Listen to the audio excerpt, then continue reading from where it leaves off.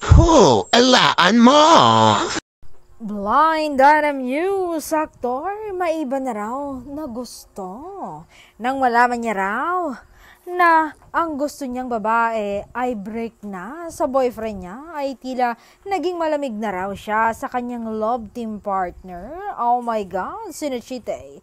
Kaya't dahil doon, hiniling raw niya na maghihiwalay muna sila sa mga projects. Pero ang chika, kaya hindi raw makawala ang aktor sa ka-love team ay dahil milyones pa ang nakataya. Dahil may mga projects pa silang gagawin, marami pang nakalista o planado na.